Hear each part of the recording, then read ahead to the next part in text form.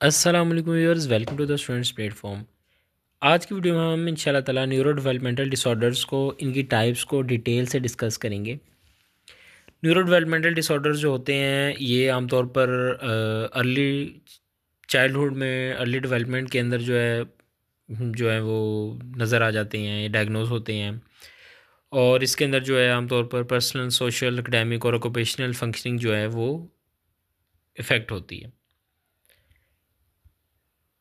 Types इसकी जो हैं 6 टाइप्स हैं, यहाँ पर हम डिटेल से डिस्कस करेंगे इनको। Intellectual disability, communication disorder, autism spectrum disorder, ADHD attention deficit hyper activity disorder, specific learning disorder और मोटर डिसऑर्डर्स। और इन सब को इंडिविजुअली जो है हम डायग्नोस्टिक क्राइटेरिया और सारी डिटेल्स देखते हैं। पहले सबसे है इंटेलेक्चुअल डेवलपमेंटल डिसऑर्डर। इसके अंदर नॉर्मली जो है ना, बच्चा बिलो एवरेज इंटेलेक्चुअल फंक्शनिंग होती है उसकी, और नेसेसरी स्किल जो होती हैं, जो रोज़मर्रा की ज़िंदगी में, रूटीन में, डेली लाइफ में उसको के लिए ज़रूरी होती हैं, उनकी कमी होती है, या वो बहुत कम होती हैं या वो होती नहीं हैं। और ये आमतौर पर कंडीशन जो है 18 साल से पहले जो है मैनिफेस्ट हो जाती है, और ये लॉन्ग लाइफ चलती है, इवन के डेथ तक चलती है। पूरी ज़िंदगी भी बाज़ लोगों में ये चीज़ चलती रहती है। डायग्नोस्टिक क्राइटेरिया में कह रहा है कि इसके अंदर जब बंदे में reasoning, problem solving, planning, learning, इस चीज़ में मसाइल आ रहे हों, रोज़मर्रा के कामों में मसाइल आ रहे हों, जैसे कि सेल्फ़ केयर, सोशल स्किल्स, तो हम इसे जो है इंटेलेक्चुअल डिसेबिलिटी डायग्नोस करते हैं। सेवेरिटी लेवल 4 लेवल्स हैं इसके अंदर। पहला कह रहा है कि ये सिर्फ हम आईक्यू के रिज़ल्ट, आईक्यू टेस्ट लें अगर बंदे का, और उसका जो रिज़ल्ट आता है उसकी बेसिस पर हम ये सिर्फ सेवेरिटी लेवल हम डिसाइड नहीं कर लेते, बल्कि हम इसके बिहेवियर को और दूसरी कंडीशंस को भी देखते हैं साथ। माइल्ड जो है वो स्कूल एज तक भी बाज़-औक़ात जो है वो अपीयर नहीं होती, नज़र नहीं आती, लेकिन इसके अंदर जो है सपोर्ट की ज़रूरत होती है कुछ हद तक रोज़मर्रा के कामों में। मॉडरेट जो है वो चाइल्डहुड में नज़र आ जाती है ये। इसके अंदर भी सेल्फ़ केयर और social support, social occupational activities के लिए सपोर्ट की ज़रूरत होती है। स्वेयर जो है वो अर्ली चाइल्डहुड में नज़र आ जाती है, ठीक है। और इसके अंदर डेली एक्टिविटी जितनी भी हैं, दिन की एक्टिविटीज़, सब के अंदर जो सपोर्ट की ज़रूरत होती है। प्रोफाउंड, जिसको एक्सट्रीम सीवियर कहते हैं, ये अर्ली इन्फेंसी में आइडेंटिफाई हो जाती है, और इसमें क्लोज सुपरविजन और असिस्टेंस चाहिए होती है ऐसे बंदे को, ताकि वो ख़ुद को या किसी और को नुकसान ना पहुंचा सके। कॉजेज़ इसकी यही हैं, जेनेटिक कंडीशन हो सकती हैं, ड्यूरिंग प्रेगनेंसी या बर्थ के दौरान इशू हो सकते हैं, हेल्थ प्रॉब्लम्स की वजह से भी ये कंडीशन, या एनवायरमेंटल फैक्टर्स की वजह से भी ये कंडीशन जो है वो पैदा हो सकती हैं। अच्छा, causes, treatment, management, educational support services, challenges and advocacy, family support and education, prognosis, legal and ethical considerations, ये तमाम चीज़ें जो हैं, इन सब डिसऑर्डर्स की छः जो टाइप्स हैं, इन सब में सेम है, ठीक है। हम इसी के अंदर डिस्कस करेंगे, बाकी सब को बाकी सब पर जो है इनको अप्लाई किया जा सकता है। ट्रीटमेंट इसकी कोई ख़ास नहीं है, लेकिन इंटरवेंशन अगर जल्दी हो जाए, जल्दी इसका पता चल जाए, तो उसके लिए हम एजुकेशनल प्लान्स और सपोर्टिव एनवायरनमेंट प्रोवाइड कर सकते हैं, ताकि इस चीज़ को जितनी जल्दी हो सके कम या फिर ख़त्म किया जा सके। इसके लिए प्रोफेशनल्स की टीम्स जो हैं मिलके काम करती हैं, साइकोलॉजिस्ट, थेरापिस्ट, स्पेशल एजुकेशनिस्ट, और इसके अंदर पेरेंट्स और टीचर्स का भी काफ़ी बड़ा किरदार होता है बच्चे को नॉर्मल लाइफ की तरफ लाने के लिए। एजुकेशनल एंड सपोर्ट सर्विसेज के अंदर कह रहा है कि वही के स्पेशल एजुकेशन प्रोवाइड की जाती है। ट्रांजिशन सर्विसेज जो हैं, डेवलपिंग स्किल्स उसके अंदर जो हैं वो पैदा की जाती हैं।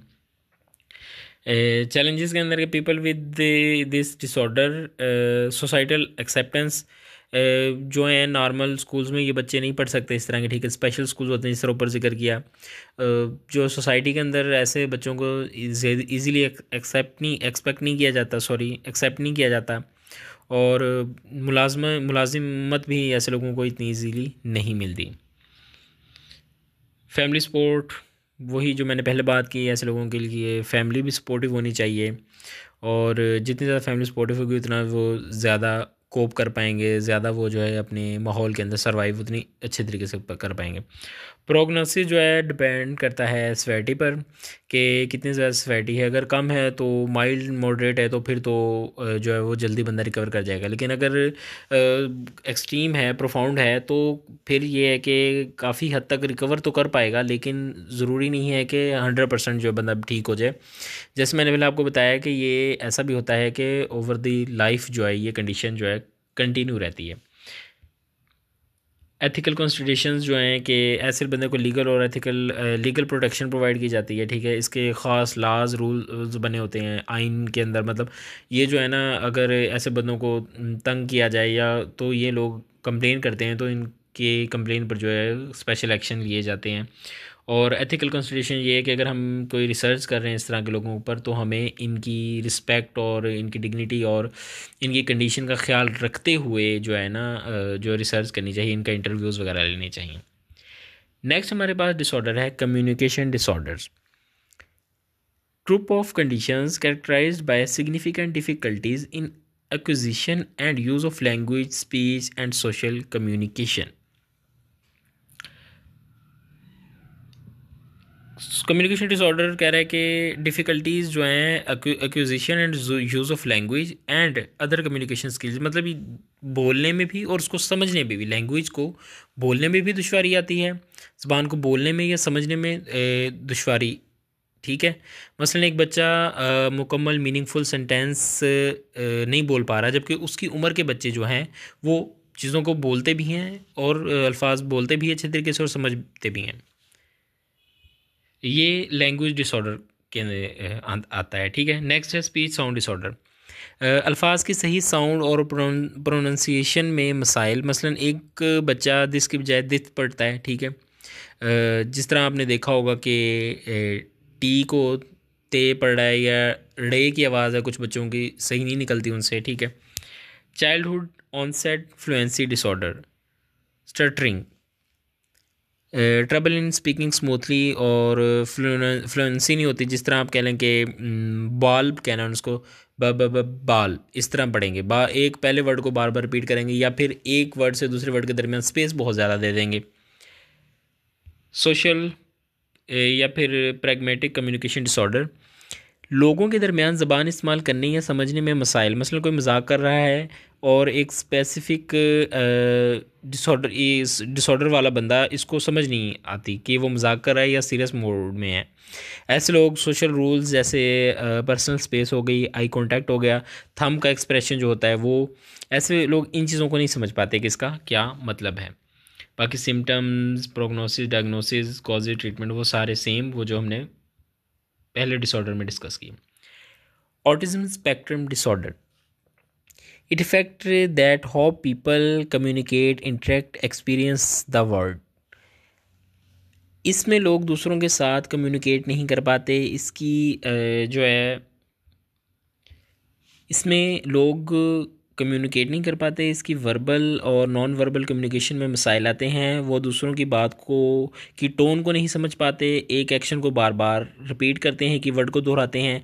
ऐसे लोग एक ही रूटीन को सख्ती से जो है वो फॉलो करते हैं।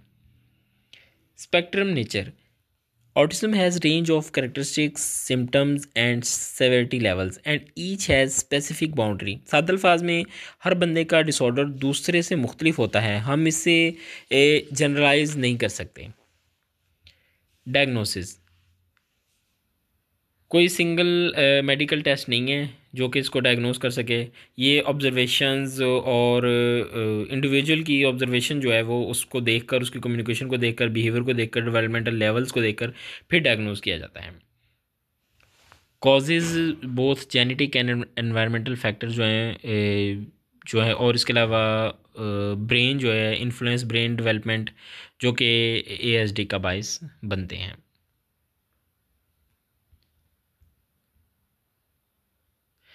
एसोसिएटेड कंडीशंस नंबर 5 पॉइंट, इसके साथ और कौन सी कंडीशन एसोसिएट करती हैं जो इसके साथ हो सकती हैं। एपिलिप्सी हो गई, इंटेलेक्चुअल डिसेबिलिटी हो गई, उसके अलावा बहुत सारे आप कह लेंगे इसके अंदर ADHD भी इसके साथ शामिल हो सकता है, ठीक है। स्लीप के डिसऑर्डर भी होते हैं, इंसोम्निया हो गया, डिप्रेशन, एनजाइटी वगैरह। आगे है ADHD, attention deficit hyper activity disorder. इसके अंदर इनअटेंशन, हाइपर एक्टिविटी या इम्पल्सिविटी 3 चीज़ें पाई जाती हैं, ठीक है। ये यहाँ पे तीनों चीज़ें का जिक्र है, तीनों का। इनअटेंशन जो है कि एक चीज़ को कंटिन्यूसली, वो एक चीज़ को लगातार देख नहीं सकते, एक चीज़ को लगातार तवज्जो नहीं दे पाते। जिस तरह स्टूडेंट्स जो क्लास के अंदर टीचर का लेक्चर जो है वो कंटिन्यूसली नहीं सुन पाते, ठीक है। अक्सर के साथ ऐसा होता है कि वो जो है वो इग्नोर कर देते हैं, थोड़ी देर बाद उनको पता नहीं चलता कि क्या चीज़ समझ में पढ़ाई जा रही है। लेकिन ये ADHD नहीं है। ये लोग जो हैं एक स्पेसिफिकली आप कह लें कि हर दफ़ा ही इन लोगों के साथ ऐसा होता है कि कोई कोई समझाने बैठता है, कोई बात करने बैठता है, कोई जनरल कम्युनिकेशन भी होती है, उसके अंदर भी कुछ देर के लिए वो बात सुनेंगे, उसके बाद उनका ध्यान वहाँ पर नहीं रहेगा। डिसऑर्गेनाइजेशन होती है इनके काम में, और जल्दी डिस्ट्रैक्ट हो जाते हैं किसी बाहर वाले बैरूनी इन्वायरमेंट से, जल्दी जो है वो डिस्ट्रैक्ट हो जाते हैं एनवायरनमेंट की वजह से। हाइपर एक्टिविटी जो है एक्सेसिव एक्सेसिव मोटर एक्टिविटी है, जो कि इनअप्रोप्रिएट होती है। फिजिटिंग हो गई, टैपिंग हो गई, बार बार घुटना हिलाए जाना लगातार, ठीक है, और बहुत ज़्यादा बात करना। आखिरी पॉइंट है इम्पल्सिविटी। इम्पल्सिविटी में कह रहा है कि बगैर सोचे समझे एक्ट करना, मसलन अचानक से बगैर सोचे समझे गुस्से में आ जाना। अक्सर अगर कोई बोल रहा है तो उसे इंटरप्ट कर देना, बगैर सोचे किसी जगह पर बहुत ज़्यादा पैसा खर्च कर देना। ये यही 3 टाइप्स हैं इसकी, ठीक है। इसके जो जस्ट नाम इनके थोड़े डिफरेंट अंदाज से लिखे गए हैं, लेकिन टाइप ये तीनों जो मैंने अभी डिस्कस की, बयान की, यही है। यानी कि इसके अंदर जो है प्रीडोमिनेंटली इनअटेंटिव प्रेजेंटेशन है, यानी कि जो अटेंशन नहीं दे सकते किसी एक चीज़ को स्पेसिफिकली, और प्रीडोमिनेंटली हाइपर एक्टिविटी या इम्पल्सिविटी, ये दोनों या फिर होती हैं, या फिर कंबाइंड प्रेजेंटेशन। जो ऊपर 2 टाइप्स हमने बयान की हैं, इनअटेंटिव भी होता है, हाइपर एक्टिव भी होता है, इम्पल्सिव भी होता है। डायग्नोस्टिक क्राइटेरिया वही सेम के detail history and assessment of symptoms over time and there impact on daily functioning. Symptom must be present two or more settings like home, school, work, or evidence of significant impairment in social, academic, and occupational functioning is required. और ये symptoms जो हैं वो 12 साल की उम्र से पहले जो है वो शो होने चाहिए। कॉजेज जो हैं, जेनेटिक फैक्टर भी हैं इसके अंदर, ब्रेन और एनवायरमेंटल फैक्टर्स भी इसके अंदर शामिल हैं। एसोसिएटेड कंडीशंस इसके अंदर जो हैं वो लर्निंग डिसेबिलिटीज़, एंजाइटी डिसऑर्डर और डिप्रेशन वगैरह हैं। ओपोजिशनल डेफिएंट डिसऑर्डर भी इसमें शामिल है। Treatment, management, impact on daily life, education, social support, prognosis, cultural considerations, ये सारी वही हैं जो पहले से हमने डिस्कस की हैं।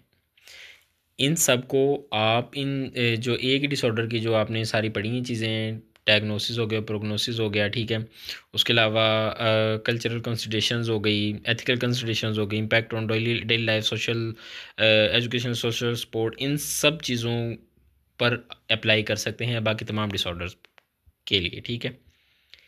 ये आलमोस्ट सेम होती हैं। स्पेसिफिक लर्निंग डिसऑर्डर, इसके अंदर जो है वो कोर एकेडमिक स्किल्स और सिग्निफिकेंटली इंटरफेयरिंग विद एकेडमिक और occupational performance as well as daily activities.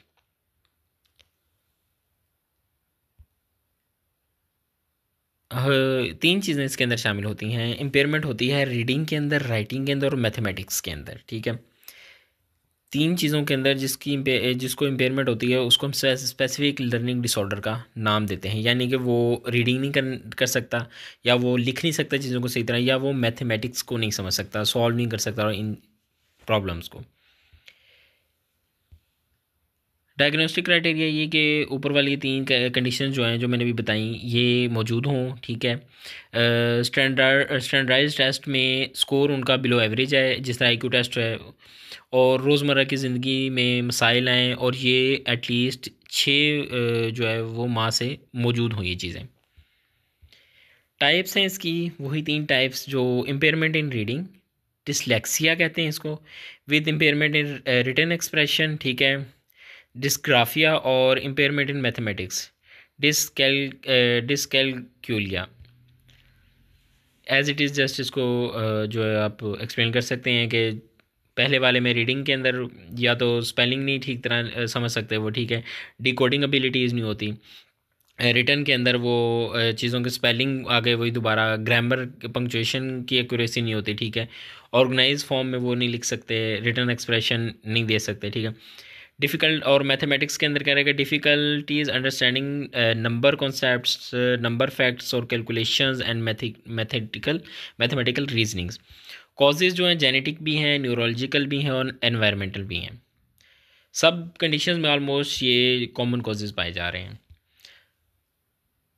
और असेसमेंट, ट्रीटमेंट, ये सारी चीज़ें सेम जो पहले डिस्कस की।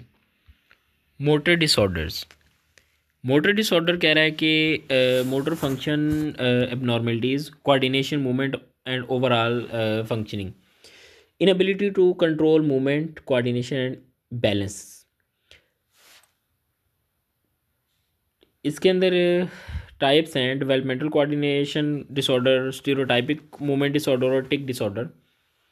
डेवलपमेंटल कोऑर्डिनेशन डिसऑर्डर के अंदर है difficulty with coordination, balance, like trouble riding a bike, throwing a ball.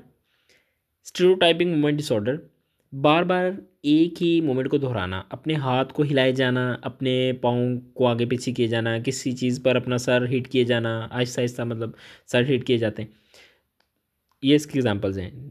Third है टिक डिसऑर्डर, इनवॉलेंट्री मूवमेंट और साउंड की रेपिटेशन, जैसे ब्लिंकिंग आइज कंटिन्यूसली। कुछ लोगों का आपने देखा होगा कि उनका एक होंठ जो है ना शिवरिंग कंडीशन में है, ठीक है, या फिर बार बार गला साफ़ करने की आवाज़ निकाले जाना। कुछ लोगों को आदत होती है नॉर्मली ना गला साफ़ करने की, एक स्पेसिफिक वॉइस निकालते हैं, वो कुछ हद तक नॉर्मल होती है। लेकिन कुछ लोग जो होते हैं वो कंटिन्यूसली इसी यही चीज़ जो है रिपीट करते रहते हैं।